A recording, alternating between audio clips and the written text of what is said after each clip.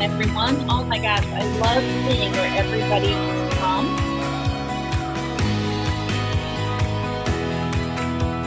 Right, it is 2:10, so I'm going to pause the music and go on to the first slide, which is basically a reminder. Please use the chat.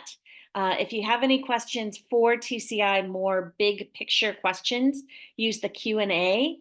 Anything that you want to know about the presentation itself, use the chat. All right. Love seeing where everyone's from. Would you also include, I don't know what happened to it, but basically where would you love to go? Somehow that slide disappeared. So let's just talk about it. Where would you love to go? If you could go anywhere in the world, keep putting in where you're from and what you teach, but add to it, if you could go anywhere in the world, where would it be? Ireland? I saw somebody in here is from South Bend. I would love to know more about that because I am currently in that area. Italy? That's on my bucket list for sure. The Woodlands, I have a good friend who lives there. Spain, Tasmania, and Antarctica. Cool. Grand Rapids. The West Michigan is home to me, a place near and dear to my heart. Very cool. Well, I hope that you have in the coming years a chance to go to some of those places that you really want to go to. Love seeing, seems like we have a lot of elementary people here. I'm also seeing some secondary. And my hope is that whatever you teach, that you are able to take what we do today and use it not only with that content area, but if you're an elementary teacher, that you can use it in other areas as well. So my name is Julie Mineta. I am a TCI trainer. You might have seen in the homeroom, Brian talked a little bit about the opportunity to become a TCI coach. They did that years ago, and that's actually how I got started with TCI. My district was adopting a new curriculum. I was on the curriculum committee. I got to pilot, and when we chose TCI, they were looking for people to help others in the district get more acclimated and fine-tune what they were doing. So that started my TCI journey over 20 years ago. And at the time, they were also looking for trainers. So that has been for 20 years kind of my summer gig. I love having a chance to travel all across the country, meet teachers, find out about new places. I'm going to be honest, I love it more when it's in person and I actually get to see face to face. I can do virtual presentations. I am not as comfortable with them. I don't know about you. Technological things tend to go wrong and I can't see faces. So bear with me, but hopefully we will have a great time together. Aside from being a TCI trainer, I have been, for most of my career, a K-3 elementary teacher, all subjects. I've done middle school content literacy. I'm a literacy specialist. And I have also, the past few years, I've been a literacy coach. So that's a little bit about me. And, oh, there's the slide. It was supposed to be in there. Did I say something about technological glitches? I apologize for that, but I love seeing where everyone wants to travel when they have a chance. So today we are going to dive into the TCI strategy of visual discovery. And I have to tell you, I love all of the TCI strategies. We'll go over them a little bit if you're not as familiar. My favorite by far is visual discovery. It is so powerful and it can be helpful no matter what you are teaching. So I am thrilled that I was asked to do a session on visual discovery today. pardon me, we're going to start out today talking about what is visual discovery and why use it. We're going to look at some TCI examples of visual discovery, and then we're going to end our time together with using visual discovery beyond TCI, beyond science and social studies. No matter what you're doing, it can be a helpful strategy. I encourage you to use the chat, chime in with questions, thoughts, connections. Love hearing from you. Okay, so what is visual discovery? Visual discovery is a strategy that uses engaging images. And by images, it can be photographs, maps, charts, videos. I've also used it in live presentations.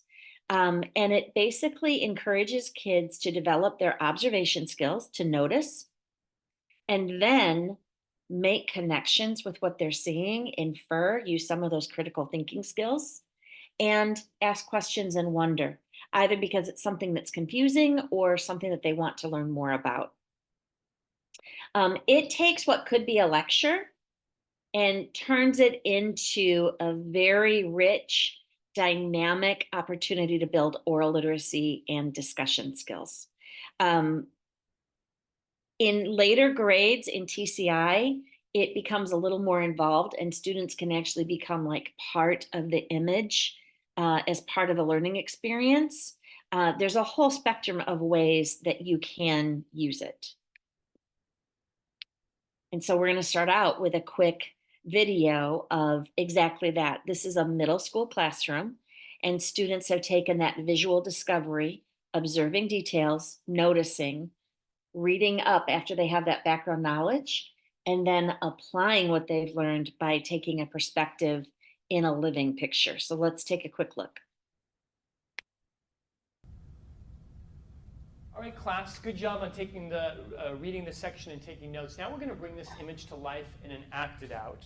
And you're going to be given one of the following roles to perform. So I want you to take a look at these because you're going to bring one of these people to life. Circle your assigned character. Have you guys done that? Yes. All right. That's step number one. Step number two is make sure that both you and your partner can answer the questions that are on the handout. Those are the questions that you're going to be asked from the perspective of your assigned character. Why are American Indians being removed from their homelands? Because we need to take them, move them so that we have more room to settle and stuff so we can live there. Class, we're ready for our acted out. So I would like JC, Amanda, and Kevin to come on up. JC, who's your character? I am an armed soldier. Okay. So here's your character. I'd like you to stand right there in front of your armed soldier. Look like a soldier. Okay. Amanda, what is your character? I am a Cherokee mother. Okay. This is you right here. Remember that face. Make a face and body language that looks like that. And who are you? I'm Andrew Jackson. Okay, you're not in the image, but we want to be able to see you, so you're going to be right here kind of looking at this scene, okay? Andrew Jackson, do you think this policy of Indian removal is fair? Well, it's obviously very, very fair because we need land to live on, so these guys obviously have to move so we can get some land. I don't think it's fair Why not? because it's our land. How has this policy changed your life? Well, it gave me a job to escort them out of their land, so I'm quite happy about that. Gotcha. Do you think this policy promotes American democracy? No, because we're not being treated fair. I mean, the same. Mm-hmm. Andrew Jackson, what do you think? Well, I think it's democratic because we're Americans and they're not, I guess, kind of. So. Okay, so that was one quick example. Again, not every visual discovery leads to a living picture, but it is one way that it can be used. Christine, I saw your comment about Class, going well good with, job on whoops, taking I'm so sorry. reading the section and taking notes. Now we're going to bring this image to Hold on. life in an Technological glitch. Christine, I totally agree. It goes so well with what you use in wit and wisdom and notice and note, notice and wonder. Yeah, all of it. I used it all the time with my literacy or with my literature basal. All right, so these are the 6 main strategies. It's not always super obvious which one is the main strategy. I can tell you that visual discovery is so powerful that there will be at least an element of it in almost every lesson, science and social studies. And so this is the basics of a visual discovery. You set up an image, you encourage students to notice, and then talk about, what do you see? What do you think is happening based on what you're seeing? Why would that be? Sometimes you might talk about perspective. The lesson that you are in will really guide the questions. So if you're new to visual discovery, it's all right there and easy to follow. But the beauty of it is that you can also go beyond that and make it your own. So, as a gift from TCI, the QR code down at the bottom is a strategies toolkit. And I believe Amanda is also putting that into the chat. Yeah, So, I when, just put it in there. thank you. So, when you have a chance, feel free to print that out. I'm going to take just a moment and go into it. Uh-oh, it was there earlier. I swear it was. I checked it this morning and it was there. Not a big deal. When you have a chance, print it out, take a look at it. It will go into depth about each of the strategies. But today we're going to focus on visual discovery.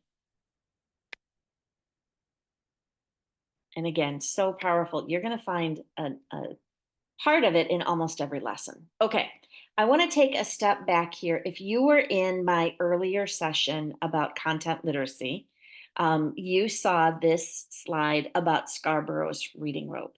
If you are an elementary teacher, this might very well be familiar with you, be familiar to you. Scarborough's reading rope is a model of reading developed by Hollis Scarborough in 2001, and it still holds up really well. And so the gist of it is, it's a reading rope. So visualize a rope with two main strands. One of the strands has to do with word recognition, so decoding, phonological awareness, which is hearing the sounds before you're able to connect them to letters, and eventually recognizing sight words. Basically decoding. And when people hear the term science of reading, this is what they automatically think of, right? Phonics, decoding. But equally important, and the reading rope demonstrates that, shows that visually, equally important to decoding and word recognition is that language comprehension. The fact is, you can decode all day long, but if you don't have vocabulary, if you don't have background knowledge, you're not going to understand what you read. And it's going to be difficult to decode if you don't have language structures, if you don't know something about how texts work, and if you're not able to think critically about what you're reading. I'm going to take just a hot second. Amanda, anything in the chat that goes along with this? Let's see. So I think mainly issues just accessing the teaching strategies doc, which I'll send the link again in a moment. Let's see. It says science lessons used to start with examining an image, but it seems those went away. Are they bringing them back? That's a good question. I know we are currently revamping our science program, so that would be a good question to send to info@teachtci.com, Amy, just to like bring it to front of mind for our content team. Joanne, I swear it worked this morning. Something is up, so we will figure it out. And we can also show you how to get to it. I know on the main page, right, Amanda, you can get to it on the main. Let's see. Well, I guess it depends on what main page we're talking about. If you're logged into your teacher account or, from our main website. The toolkit should be available under program support. And let's see. Okay, so people are getting the doc from chat, but let's see. Amy, you should be able to try the link and it'll open in your browser window. Rather than like needing Adobe to open it. I'm gonna take just a quick step back. Emily had a great question. The video that I showed, we didn't spend a lot of time debriefing it, but it could be fairly controversial. And one of the things that I love about TCI, especially as kids get older, it's developmentally appropriate, is it's not telling them how to think, or pardon me, it's not telling them what to think. It's giving them information and having them kind of wrestle with it. And so part of the power in that lesson is taking on different perspectives and seeing things from different perspectives. And then in that particular lesson, I can tell you it's about Andrew Jackson. And at the very end of it, after going through a number of events in Andrew Jackson's presidency, it has students choose for themselves. Should he have a wanted poster because he wasn't a good guy, or should he have a statue made because he was amazing? But then they have to back it up with evidence. And so, what I can tell you is when there's a controversial subject, that's the world we live in. And again, it's developmentally appropriate. You're not going to find something like that at first or second grade, but it's teaching kids how to think critically and back it up with evidence. Does that make sense?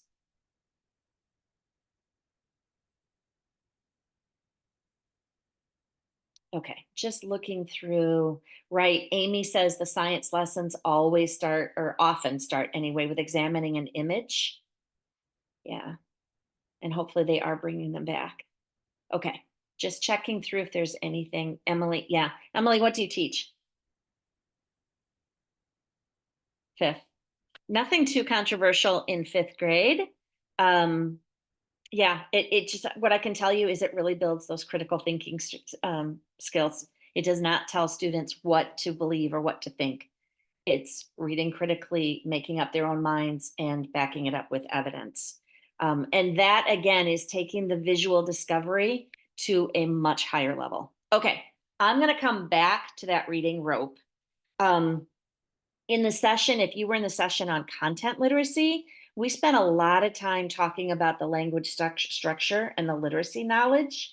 Visual discovery is all about building vocabulary and background knowledge and verbal reasoning. Often I used it as a scaffold, giving students a rich image, introducing vocabulary, discussing the image, talking about it. So then when they read the passage, they had that background knowledge and they had an idea of what they were going to read about.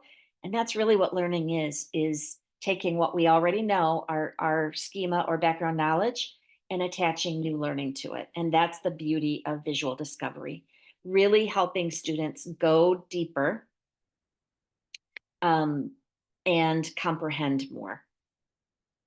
All right. There's a book out called The Knowledge Gap by Natalie Wexler. And she says in that book, the most important factor in determining whether readers can understand a text is how much relevant vocabulary or background knowledge they have. And that is, again, I'm trying to prove the case for visual discovery is such a powerful strategy for building vocabulary and background knowledge so that when kids do read, they have something to attach it to and they can comprehend more. So let's dig in and look at some examples of that. All right, so we're going to start with a first grade lesson in social studies. This is My School and Family. And so I want to point out, this is that lesson overview page that you will find no matter what you are teaching. And if we look at the overview, the essential question is, what do good neighbors do? And the overview says that students are going to secretly move around a neighborhood with binoculars looking for good neighbors. Notice that they're going to identify types of behaviors that characterize good neighbors. They're going to evaluate behaviors. So think about them, think critically, even at first grade. Nothing controversial, but it's actually asking them to apply what they've learned.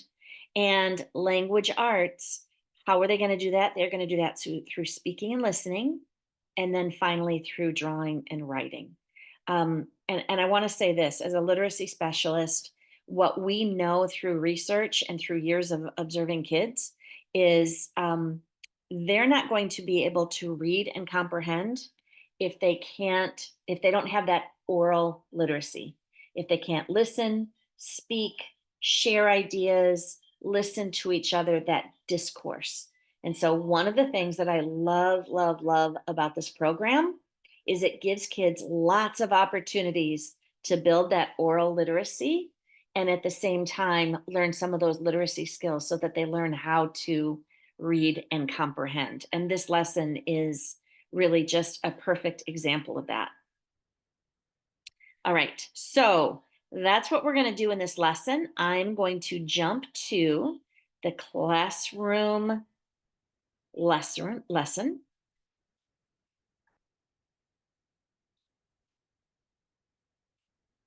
And we're going to jump in. So this is the preview, the start of every lesson.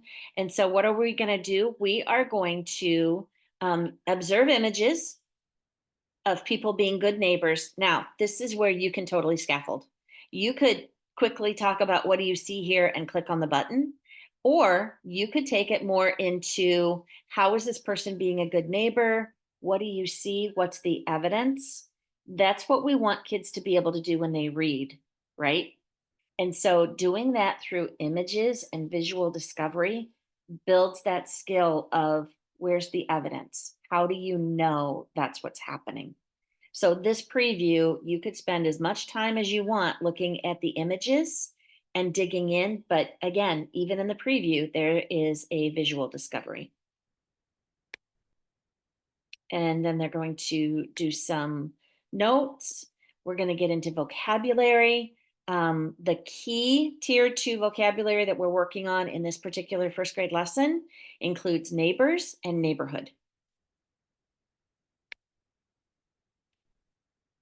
And we're getting into the lesson. Okay, so this is what we're going to do in this lesson, boys and girls. We are going to secretly move around a neighborhood with binoculars, make your binoculars, and we are looking for evidence of people who are making their neighborhoods better. Now, as an aside, notice that it has students sitting with a partner. So it builds in that think, pair, share strategy to build oral literacy, to help them think about what they want to say before they share it out loud to the class.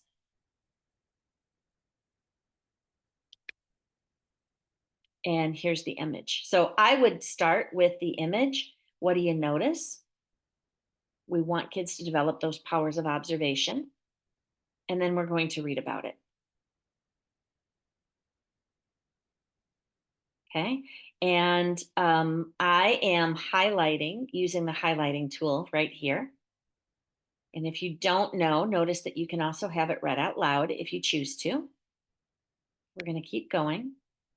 Okay, and this is where the activity starts. So, quick little video. So, boys and girls, put on your binoculars and take a look at what did you notice when you watched this video.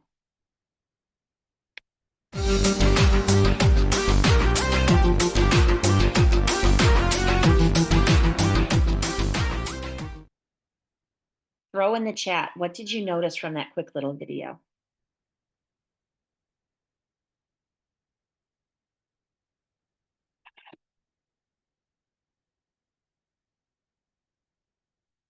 People of different ages helping each other. Couple more, trash pickup. Okay. Wow, that was a quick little view. Lots of answers about picking up trash, people being really happy picking up trash, working together. Somebody made a big mess. That's true. So after that quick video, because we again, it's a way to get engagement, and sometimes you will use videos in visual discovery, but this one actually goes back to a closer look, kind of like a close read. Here's a closer look. And so notice that it really guides what did you see? And if you're not sure of the answer, there it is. How does cleaning your neighborhood make it a better place? Have you ever picked up trash in your neighborhood? So a chance to connect it to their own lives. And now we're going to do it again. So get ready, put your binoculars on, boys and girls, and what do you see here?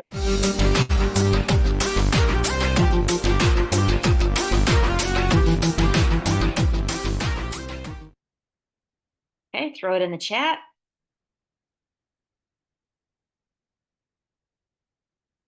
Young girl spending time with an older woman. They're smiling. Grandma's on TikTok. She might be. Intergenerational. All right. And then if we need it, we can spend a little more time with that image. I also want to point out when you're using these slides in the presentation, you can click in and go deeper. So I don't know if you knew about that tool, but it's a really good one. And this particular lesson is going to do it, I think, 5 times. So lots of examples of people in a neighborhood helping each other, socializing, keeping someone from being lonely, helping each other, lots of opportunities. And then the show what you know is to apply it. All right, so I'm going to go back to the slide now.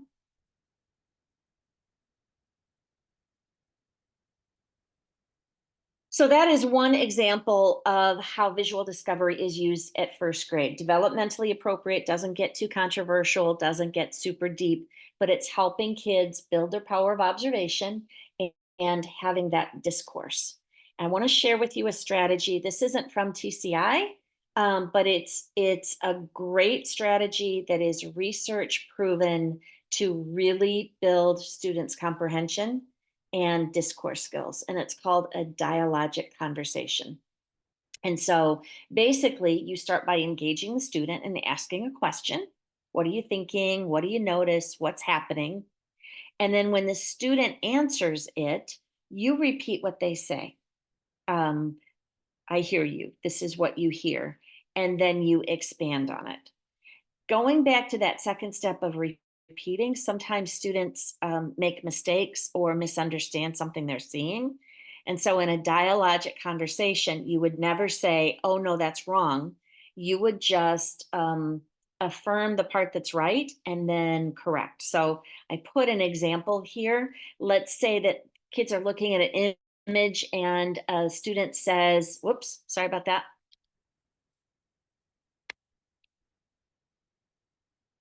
A student says, I see a camper wagon. Instead of the teacher saying, no, honey, that's not a camper wagon, the teacher would say, it does look like a camper, doesn't it? It's called a covered wagon. So do you see how instead of calling them out, it's acknowledging the part that's correct and then building in the correct answer or the correct term? And so engage the student by asking a question, repeat what they say, and then expand on it. And this is that opportunity to build vocabulary or to build better background understanding of a concept or an idea or a word. And so after saying, it does look like a camper, doesn't it? It's called a covered wagon. The teacher then might say, sometimes a covered wagon is called a Conestoga wagon. People would carry their belongings in it and use it as a traveling home when they crossed the country to settle in the West. It was kind of a camper back in frontier days. And then repeat that with another image or another question or whatever. So let's take a moment and practice it. Here's that same image from first grade. And so you might start by saying, what do you notice? And maybe a kid says they're picking up trash or somebody made a mess. You could respond by saying, wow, that there was a mess, there wasn't there. And they are picking it up. Notice that those neighbors are all working together to clean up their neighborhood. So that's a dialogic conversation, taking what kids say and building on it and making it deeper with vocabulary or additional information.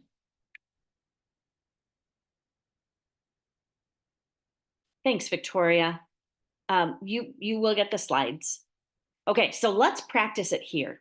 Let's say that you have a first grade class. We're going to try this with older grades too. First grader says they're laughing. What could you say to repeat? Take that little snippet that they say and expand on it to build that speaking and language, that discourse.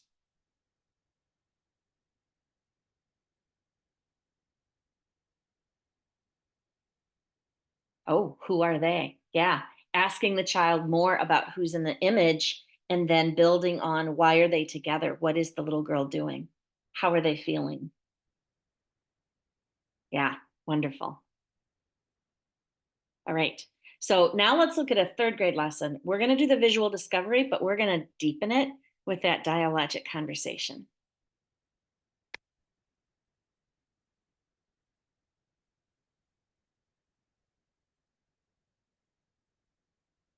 Okay, so this is third grade. We're going to take a quick look at the overview again, because again, that's often where you're going to get a sense of what the strategy is or how to deepen it. And so in this case, this particular chapter is settling in the United States. The overview is that you're going to investigate immigration by carefully analyzing visual and written primary sources, because visual discovery doesn't just work with photographs or images. It's great to use with poems or primary sources as kids get older. I use it all the time with music and poetry. It lends itself to close reading. And so we're going to analyze why and how people immigrate to the United States, compare the benefits, draw conclusions, in terms of literacy, main ideas, describe and illustrate an idea, and then notice that the performance assessment, the show what you know, is compare opportunities and challenges of investigation. So we're going to go down into the activity.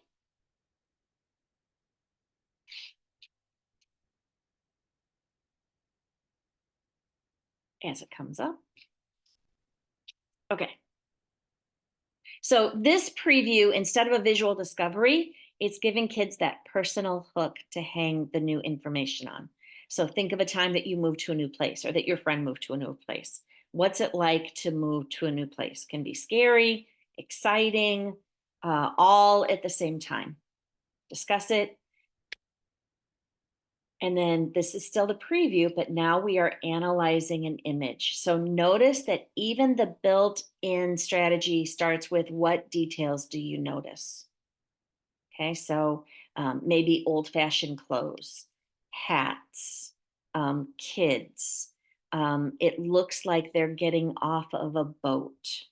And so it just starts with that. And then where are these people at? You can click on it if you need to.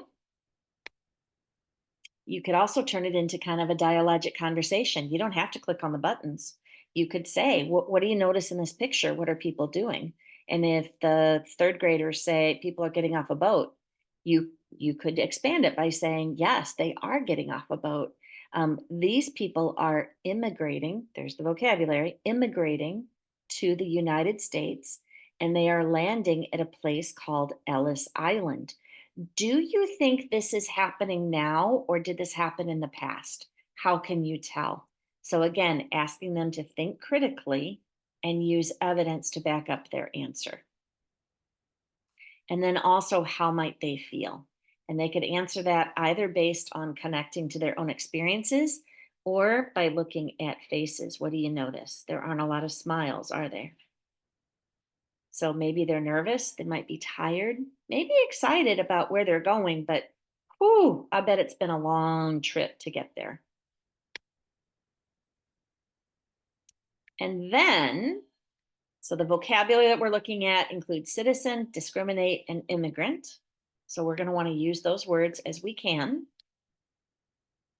Notice that this third grade experience, again, has them partnering because that discourse, that think, pair, share is so important to get kids engaged and to give them a chance to practice the discourse before they share out.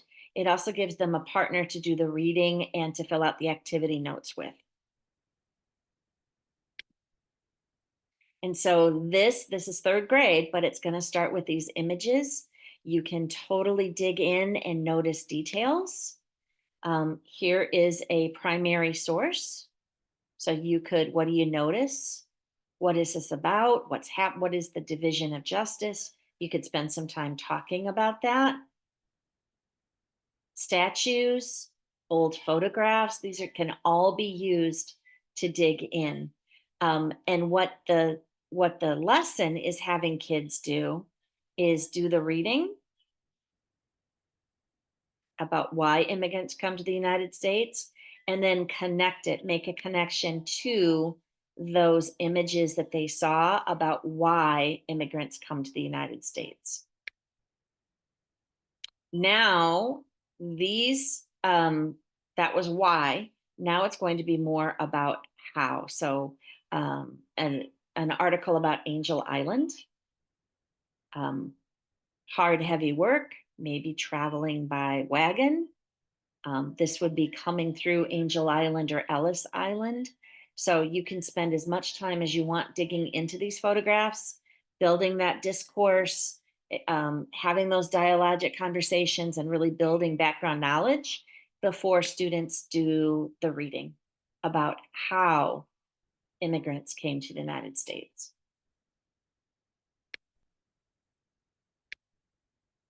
And then the next section is about settling. I love how this lesson uses photographs, text features like maps and charts, such a great articles, such a great combination of visuals for kids to really analyze and dig into. So that is one example from 4th grade. I'm going to go back because I'm keeping an eye on the time. And let's dig in even a little bit deeper now. You've got the dialogic conversation, and you will have these slides.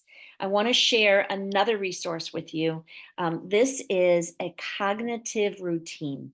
A cognitive routine is like something that you can practice over and over again until it becomes almost secondhand, almost muscle memory. This particular cognitive routine is called See, Think, Wonder, and it came from Harvard's Project Zero Artful Thinking. You can look that up. There are a number of wonderful cognitive routines that I used in every content area. This one is so simple, but so powerful. It's basically training your brain to, what do you notice? And it says, what do you see in the image that you can touch? Which means that what's actually in the image, or what are you seeing in the video, or what do you see in the text? Just notice. And then the next step is, what are you thinking about what you see? What's happening? That's when the kids are doing the critical thinking and doing their inferring based on the evidence. So again, that's what we want kids to be able to do when they're reading. But man, they don't start out being able to do that. And using a visual discovery is a great way to build that skill. Because what I'm asking you to do with this image, to see, and then to think about it, and then to wonder, that's exactly what we want to do every time we read. So it's just a great way to build that cognitive routine. And then the last step is, what are you wondering? And the wonder could be, what do you not understand? But it could also be, what are you curious about, or what do you want to learn more about? This is such a great strategy or cognitive routine, no matter what you're teaching, no matter what you're doing. I've used it with the images or the illustrations in a book. I've also used it on field trips when kids were observing an expert doing something. Hold on, what do you notice them doing? What's happening? Or what do you see? Now, what do you think is happening? And what are you wondering? So powerful. Thoughts about this cognitive routine? How could you see yourself using this? So there's one question, Julie, from Nate. Yes. Do you revisit visuals after reading and gaining more knowledge? You absolutely could. Yeah. It's like close reading, right? It's going back and giving it a second look to dig even deeper and notice things that you didn't notice before. In fact, Artful Thinking has another cognitive routine called Looking times 2.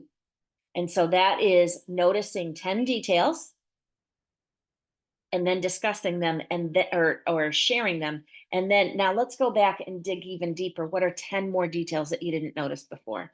So that is absolutely a powerful thing to do.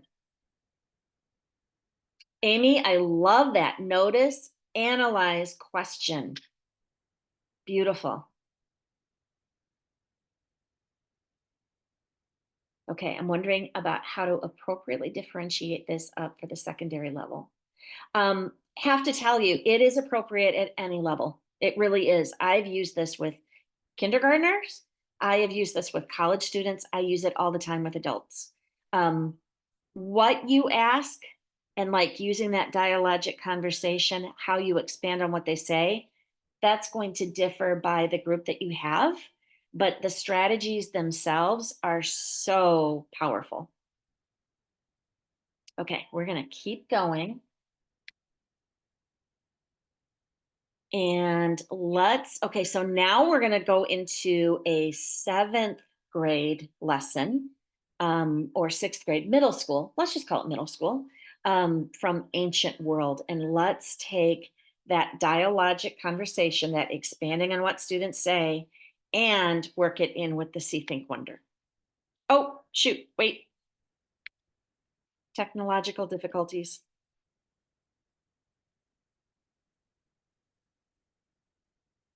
Okay, so this is middle school.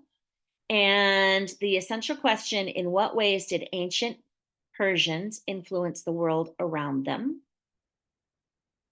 How do I know that it really lends itself to visual discovery? Again, there's going to be a little element of that in almost every lesson. But in this case, they are going to draw conclusions from texts and images, understand the influence. So in this lesson, they're actually being asked to infer and apply built into the lesson, and then conduct research. So let's dig in a little bit.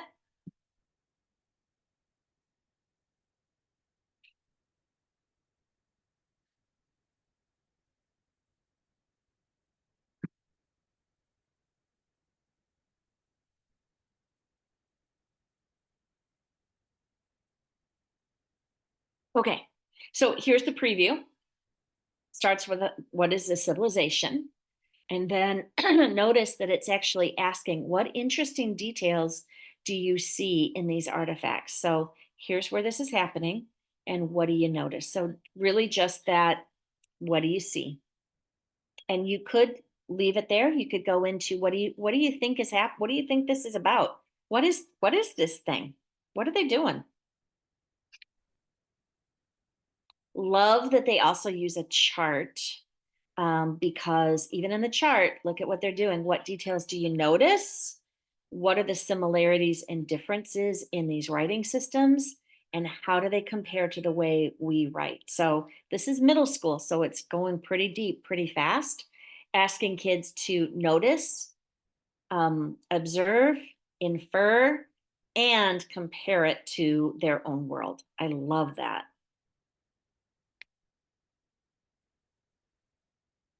Okay, the vocabulary, we're not going to worry about that, but it's in there. And then notice in this, they actually say the activity is a visual discovery. So what do you notice? And then look at what they do. What do you notice? And what tentative conclusions can you draw? In other words, what do you think? What can you infer?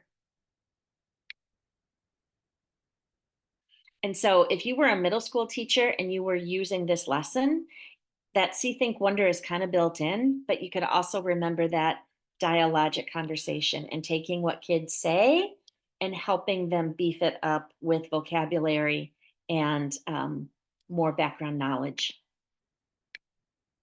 Okay, so that is a middle school lesson. I'm going to cut it short though, because I want to get to a couple of other things in our very short time together. 15 minutes seemed like a lot, Amanda, and this is kind of flying by. Okay, so how do we take this beyond TCI? How do we use it in other subject areas? Let's say no matter what grade you're teaching, I would use this anywhere from 3rd grade on. You are about to read a novel, or you're studying a chapter about war. Okay, any war, any grade. I probably wouldn't use this particular image at first and second, but I would use it at third grade. So I'm going to tell you more about what this image is in a moment, but I can tell you it's a Norman Rockwell, and he's one of my favorites because, oh my gosh, every one of his paintings tells a story. So we're going to use this for see, think, wonder. Let's just start in the chat. What do you notice? Go deep. Try to find details. Remember, you're not inferring yet, but what details do you notice that someone else might not pick up on?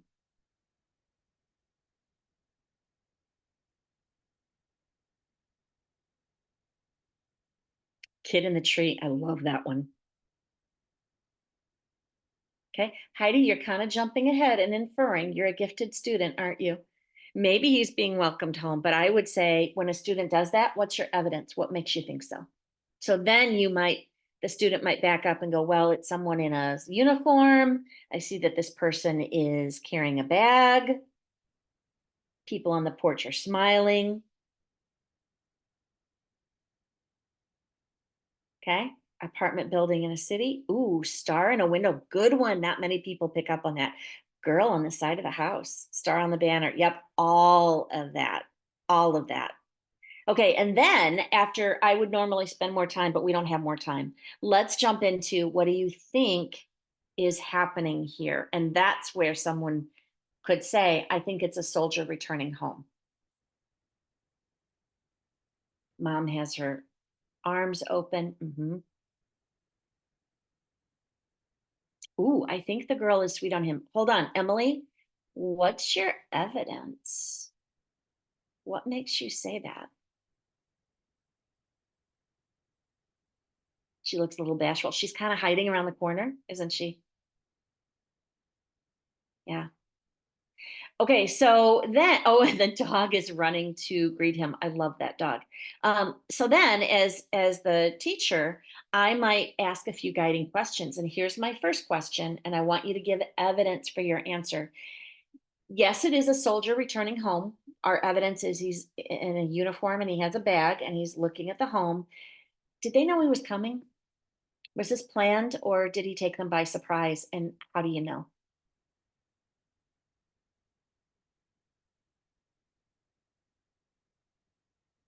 Joanne, how do you know they're surprised to see him? What's your evidence? This is inferring. This is major inferring. Yeah, they have surprised expressions. They're doing everyday things. There's the dad up on his roof fixing the roof. If he knew that his son was coming home, he'd be down on the ground, right? Yeah, there's laundry on the line. Exactly. Exactly.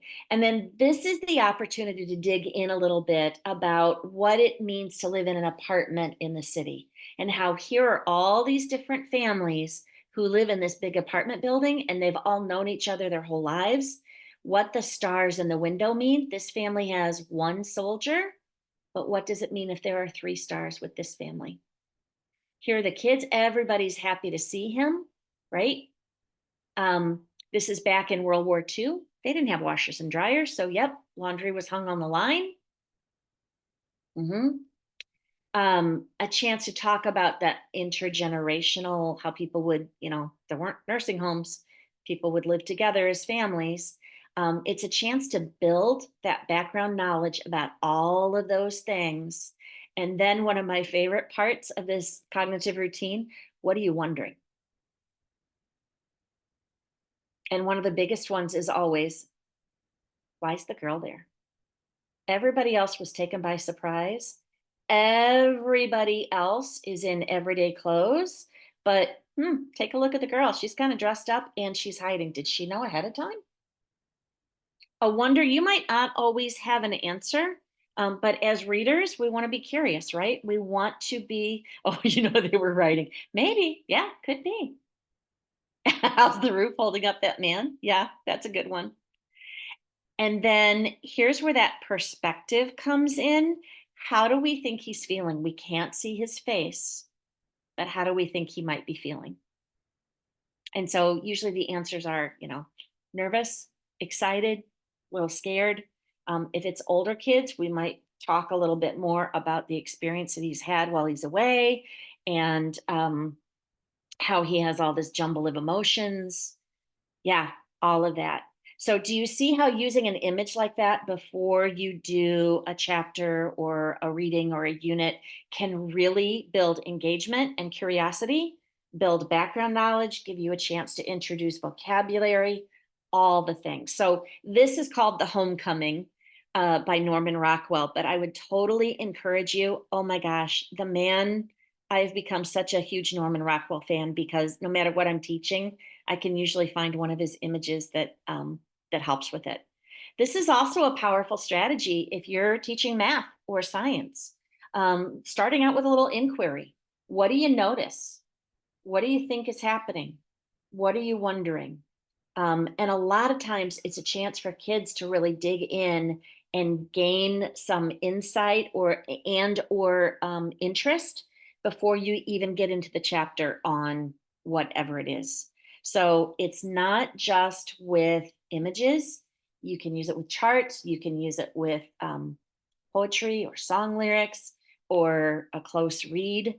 Absolutely. What words pop out at you? Why did the author choose this word? Such a powerful strategy. All right, we have, oh, not a whole lot of time. But I want you to think about what you're going to be teaching in the coming weeks and take a moment. Where could you use visual discovery, dialogic conversation, even that see, think, wonder routine that maybe it's not built in like it is in TCI, but where could you use see, think, wonder? So take a moment and share some ideas because it's not only going to help you in the coming weeks, I guarantee someone else is going to see your answer and it will spark some ideas for them. Yeah, ELA when you're starting a new story, absolutely. Oh my gosh, examining different parts of the world and world geography. Sean, that would be so much fun to find images before you dig into the text. Yeah. Christine, tell me more about that. Where are you seeing that you could use that in math?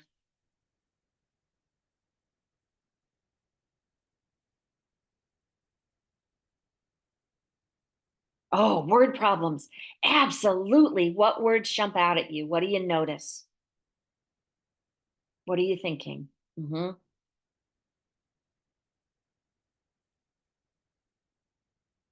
Definitely. Oh my gosh. Yes. Being in a new school with new friends. Yeah. How are students being leaders, building that climate and that culture that you want in your classroom? Yes. Using the strategy with juniors. Absolutely. Description using a vocab word. Yep. Concrete and abstract elements in social studies. Yeah. Word choice. Oh my gosh. This is such a great strategy for that. Ooh, a great do now activity. Yeah. Here's the image. While people are coming in, write down how many details can you find. Love it.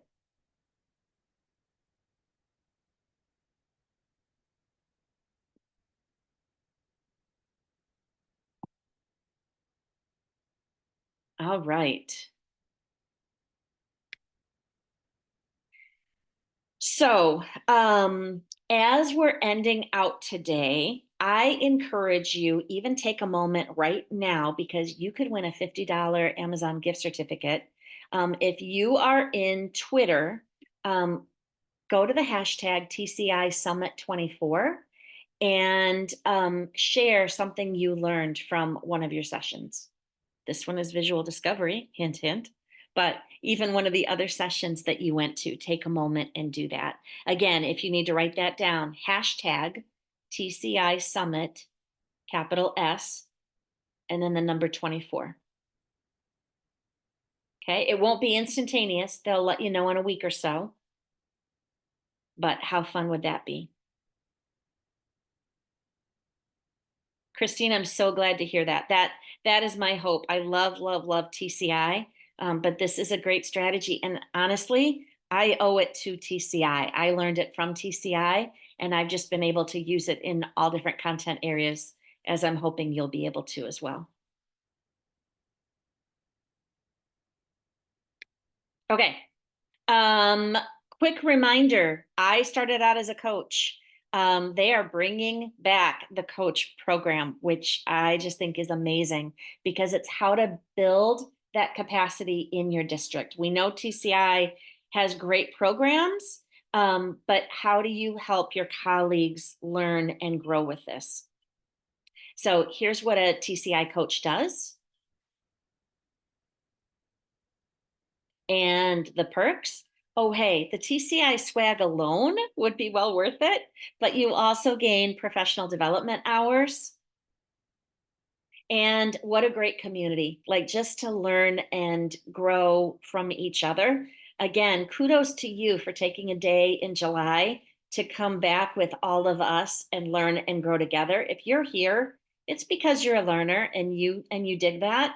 And being a TCI coach can just help you revel in that with all of your fellow TCI people. Stephanie, thank you. I'm so glad to hear about that. Okay, just a quick reminder, you can sign up for the TCI newsletter. Remember that in-app professional development, certainly for yourself, but especially if you're with new colleagues who are not as familiar with how to use TCI, point them towards those great videos that Brian has done. He has done, if you haven't had a chance to watch any of them, he is amazing at them. And remember that we're on Facebook, and it's such an amazing community on Facebook. So keep that in mind as well. Here's that in-app professional development. In the chat, how are you feeling both about this session and about what else you have done today? Oh, I saw one about a complimentary, whoever that was. Emily, go back and put that into the Q&A. Or Amanda, I don't know if you're able to help her with that. Yeah, it looks like Emily ran into an issue getting into the free access. So let me look into getting a link for that one for Okay. you, and I'll put it. Oh, she's got it in the Q&A. Okay, I'll work on that right now. Okay. And don't go anywhere yet. I'm not sure what's in the Q&A, Emily or Amanda, if you want to check that. And remember, you will get free swag. All you have to do to get this very cool cup is, Amanda, can you put the link in the chat for them to fill out the Yes. survey? Yeah, so I'm going to put two things in the chat right now. So here is the link specifically for getting access to a TCI program. If you do not have, access to TCI, access to a teacher license right now, or for this school year, you can use that link there to get in and, be able to use our materials for the school year. And then now I'm putting in the summit feedback link. So this one that I just dropped in the chat, you will need to fill this feedback form out to get your swag, because we got to know what your address is. So if you want Worth that it. nice little mug, I mean, to me, it looks like a little wine, insulated wine goblet. Then please fill out the feedback form. We need your address. And then you'll also get an email when it's available for the certificate of attendance for the summit. And then also we'll send you all of the session recording links once those are available. Those should also be on our YouTube channel. Amy, it would be awesome if you could use your free link to start testing out some science and sharing the love. Were we supposed to complete forms from other sessions? This is the only time you have to do that. You do not have to Feedback. do a feedback form for every session, one at the end. And I haven't seen it, but I'm assuming it will ask, what sessions did you attend and what did you think? Yeah. And for the link for the free access, you should be able to select your subject, social studies or science. So if you already have social studies on your TCI account, put in science, but you are going to need to use a different email address, I believe, because it'll create like a second account for you in a different account in our system. And Sean, I would suggest that to you as well. Like copy that link and maybe send it to yourself in an email and then take it from the email and put it in your home email. That's how I would get around it. There might be a better way because, as I've already stated, technology is not always my superpower.